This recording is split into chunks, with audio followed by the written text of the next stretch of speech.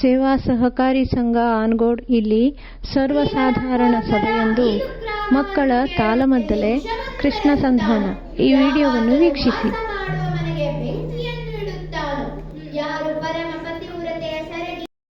ಯಾರು ಮತ್ತೊಬ್ಬರ ಸ್ವತ್ತನ್ನು ಅನ್ಯಾಯವಾಗಿ ಭರತಳೆದು ಕಷ್ಟವನ್ನು ನೀಡುತ್ತಾರೋ ಅಂತಹವರನ್ನು ಪ್ರಪಂಚ ಆತತಾಯಿಗಳು ಎಂದು ಗುರುತಿಸುತ್ತದೆ. ಅಂತಹ ದುಷ್ಟರನ್ನು ಕೊಂದರೆ ದೋಷವಿಲ್ಲ ಎಂಬುದಾಗಿ ನೀತಿಯು ಹೇಳಲ್ಪಡುತ್ತದೆ. ಅಣ್ಣನವರಿಗೆ ನೀತಿಯಾದರೆ ನಿನ್ನವರ ಗೊಪ್ಪಿದರೆ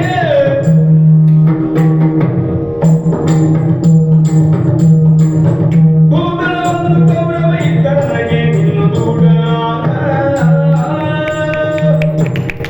ಕೃಷ್ಣ, ಭೀಮಸೇನ, ಪಾಂಡವರು ಎಂದರೆ ಒಂದೇ ವೀಣೆಯ 5 ತಂತಿಗಳು ಎಂಬುದು ಜಗತ್ತಿಗೆ ಗೊತ್ತಿರುವ ವಿಷಯ. ಯಾವ ತಂತಿಯಲ್ಲೂ ಇದುವರೆಗೆ ಅಪಸ್ವರ ಎನ್ನುವುದು ಹೊರಟದ್ದೇ ಇಲ್ಲ. ಅಣ್ಣ ಧರ್ಮರಾಜನ ಮಾತಿಗೆ ನಾವು ಇದುವರೆಗೆ ವಿರೋಧ ವ್ಯಕ್ತಪಡಿಸಿದ್ದೇ ಇಲ್ಲ. ಧರ್ಮರಾಯನ ಅನಿಸಿಕೆ ಈಗಾಗಲೇ ನುಡಿದ ಭೀಮಸೇನನ ಮತ, ಈ ಪಾಂಡವರನ್ನು ಕೊರೆಯುವ ನಿನ್ನ ಮತ, ನಿಮ್ಮೂರ ಮತಕ್ಕೆ ನನ್ನ ಸಮ್ಮತಿ ಇದೆ ಎಂದು ನಾನಲ್ಲದೆ ನನ್ನೊಂದಿಗೆ ನಕುಲನೂ ಧ್ವನಿಗೂಡಿಸಿದ್ದಾನೆ. ಹಾಗಿದ್ದರೆ ಈ ನಾಲ್ವರ ಅಭಿಪ್ರಾಯ ಹೀಗಾಯಿತು. ಇನ್ಯಾರಿದ್ದಾರೆ? ಉಳಿದವನು ಸಹದೇವ. ಎಲ್ಲರ ಅಭಿಪ್ರಾಯದ ಸಂಗ್ರಹಣೆಗಾಗಿ ಸಹದೇವನನ್ನು ಕರೆದು ಕೇಳುತ್ತೀಯ. ನಾನು ಯೋಚಿಸುವುದು, ಬದುಕಿನುದ್ದಕ್ಕೂ ಈ ಪಾಂಡವರ ಸಂಗ್ರಾಮವನ್ನು ನಡೆಸಿದ ನೀನು ಈಗಾಗಲೇ ಯುದ್ಧಕ್ಕೆ ಸರ್ವಸೇನಾ ಬಲವನ್ನು ಸಂಗ್ರಹಿಸಿದ್ದಾನೆ. ಅವನನ್ನು ಓಲೈಸಿದ ಜನರೆಲ್ಲರೂ ಕೂಡ ಪಾಂಡವರ ವಿರೋಧಕ್ಕೆ ಬೆಂಬಲಿಸಿರುವಾಗ ನೀನು ಸಂಧಾನಕ್ಕೆಂದು ಹೀಗೆ ಹೋದರೆ ಕೆಟ್ಟವನಾದ ಕೌರವೇಶ್ವರ ಸಂತಾನಕ್ಕೆಂದು ಮಾಡಲಾರ.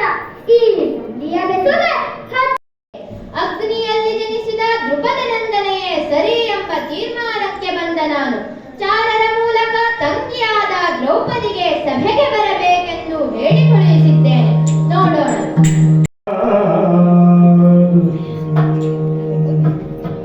ಉಪಜ್ಞಾನದಲ್ಲಿ ಸಭೆ ನಡೆಯುತ್ತಾ ಇದೆ.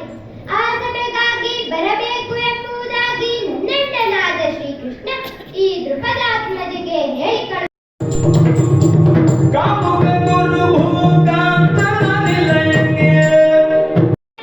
ಸ್ವಾಮಿ, ದ್ರೌಪದಿ, ಇದು ನಿಮ್ಮಣ್ಣನ ವಿಷಯವಾಯಿತು.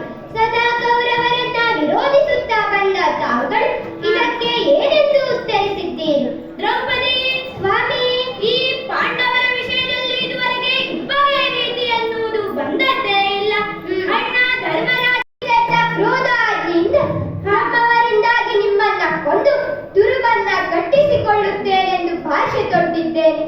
ಆ ಭಾಷೆಯನ್ನ ಈಡೇರಿಸಿಕೊಡದೆ ಹೋದಲ್ಲಿ ನಿಮ್ಮ ಪದಮೂಲದಲ್ಲಿ ಬಿದ್ದು ನನ್ನ ಪ್ರಾಣವನ್ನ ಕಳೆದುಕೊಳ್ಳುತ್ತೇನೆ. ಸ್ವಾಮಿ, ನನ್ನ ಪ್ರಾಣವನ್ನ ಕಳೆದುಕೊಳ್ಳುತ್ತೇನೆ. ಓ ವನಿತೆ, ತೀರಿಸಿಕೊಡುತ್ತೇನೆ ಎಂದು ಅವಳ ಬಸಿವ ಕಂಬನಿಯನ್ನ ಮೆರೆಸಿ ಸಂತೈಸಿ ಕಳುಹಿಸುತ್ತಿದ್ದಂತೆ ನಮ್ಮವನೇ ಆದ ಧಾರಕ ಮಣಿಮಯವಾದ ರಥವನ್ನ ತಂದು ನಿಲ್ಲಿಸಿದ್ದಾನೆ. ಅಲ್ಲದೆ ದುರ್ಜನರೆಡೆಗೆ ಹೋಗುವುದು ಎನ್ನುವ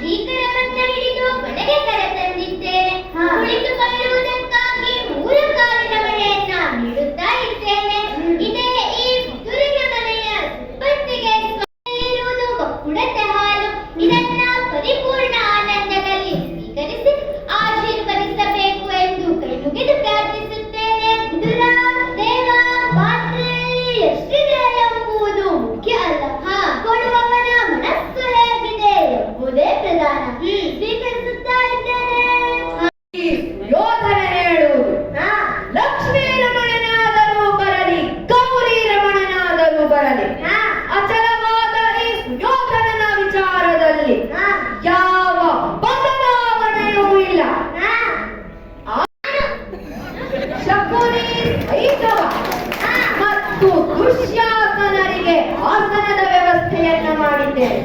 ಹಿರಿಯರಾದ ಭೀಷ್ಮ ದ್ರೋಣ ಕೃಪರಿಗೆ ಎತ್ತರದ ಸಾಲಿನಲ್ಲಿ ಆಸನದ ವ್ಯವಸ್ಥೆಯನ್ನ ನಾನು ಮಾಡಿದ್ದೇನೆ. ಸಭಾವಲಯದ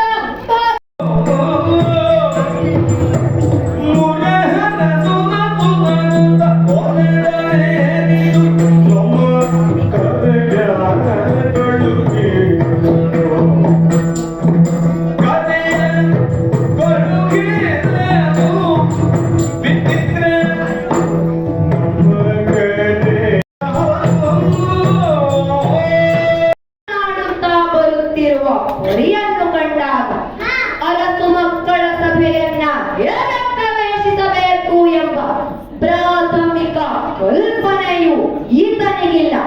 ನಾಡೊಳರ್ಥವೈವೆನೆನುತ್ತ ಬರುತ್ತಿರುವ ಇವನ ಅಹಂಕಾರಕ್ಕೆ ಉದಾಸೀನವೇ.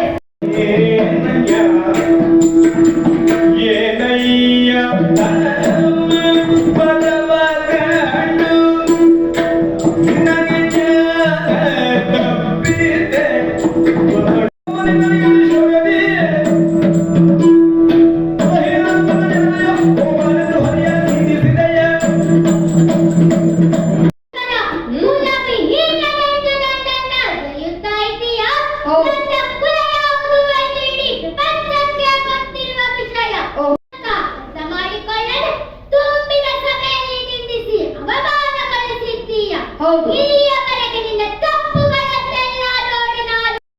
ಇದು ಹೊರೆಯುವುದಕ್ಕೆ ಅಂದರೆ ತಂದ ಬಿಲ್ಲು ಎಂಬುದು ಈ ಹಸ್ತಿನಾವತಿಯ ಸಿಂಹಾಸನ ಯಾವ ಕಾರಣಕ್ಕೂ ಇಬ್ಬಾಗವನ್ನಾಗಿ ಮಾಡುವುದಕ್ಕೆ ನಾನು ಬಿಡುವವನಲ್ಲ.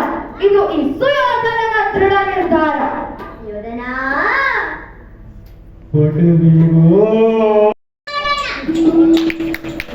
ರೀತಿಯಲ್ಲಿ ಯಕ್ಷಗಾನ ತಾಳಮದ್ದಳೆಯನ್ನ ಪ್ರೇರೇಪಿಸ್ತಾ ಇದ್ದಲ್ಲ, ಅದು ನಿಜವಾಗಿಯೂ ಶ್ಲಾಘನೀಯವಾದಂತಹ ವಿಷಯ. ಅಷ್ಟೇ ಅಲ್ಲ, ಅವರಿಗೆ ಕೈಗೂಡಿಸಿದಂತವರು ಈ ಮಕ್ಕಳ ಅಭ್ಯಾಸ ವರ್ಗದಲ್ಲಿ ಪಾಲ್ಗೊಳಿಸಿ ಆಮೇಲೆ ಹೇಳ್ತಾ ಇದ್ದಾರೆ.